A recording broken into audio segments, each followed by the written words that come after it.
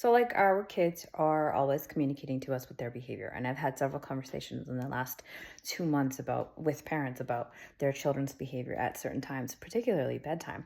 But I want us to notice their behaviors, and I want you to notice some funny movements. Now I've been into Qigong and Tai Chi in the last couple months, and I'm noticing a very interesting connection to how our children move.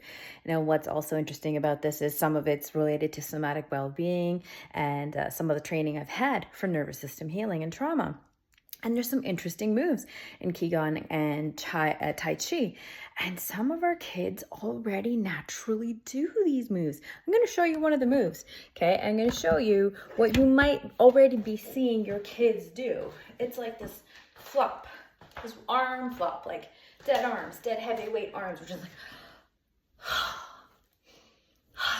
like, just like this big throwing, flimsy, floppy movements. Well, guess what?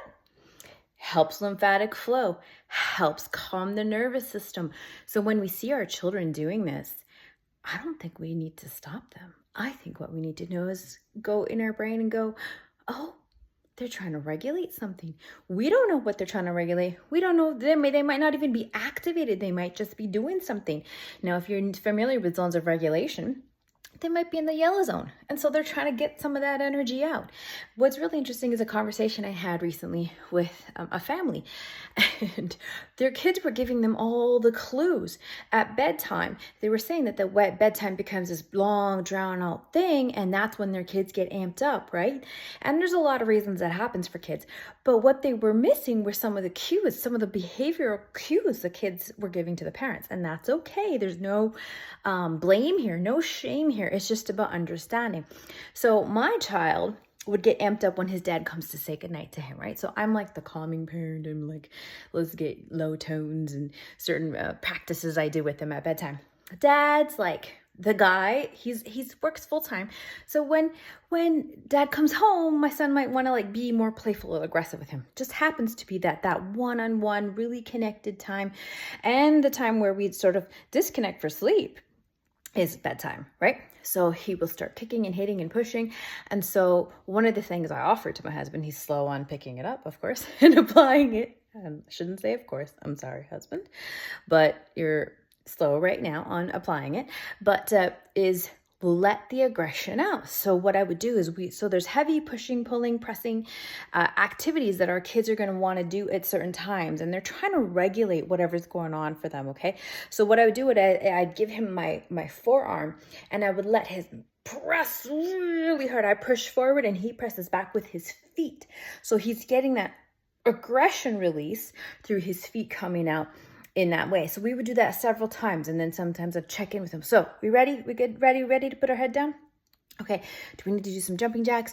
Let's get on there. Let's do some bear crawls. And he likes this for the most part. He also knows it's part of aggression release. So this couple that I was coaching, they shared how their kids at bedtime would like pull out the Bosu ball or the resistance bands. And they started laughing when I had this conversation with them. And they're like, oh my gosh, our kids are showing us what they need at bedtime. And they literally pulled the Bosu out, and they literally pulled the resistance bands out this week. I'm like, yes. So what they're trying to say is, hey, there's something going on. I need to release some of that tension. I need to push, pull, press at bedtime before I shut down. So when you see your kids do something, so by the way, I'm doing these Qigong exercises and these Tai Chi exercises, and they feel weird. And you might also be like, if you're used to heavy workouts, like I used to be a personal trainer. So if you're used to that, you might be like, what is this really doing? But if you really try to get connected to your nervous system, you will start to notice a difference in your body.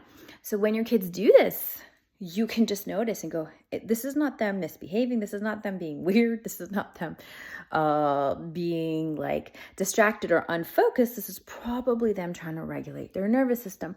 That's why I really believe in classrooms having flexible seating and having outlets. So, you know, like whether you call that a calming corner, it doesn't have to be a calming corner. Maybe it's an aggression corner and you just pull resistance bands.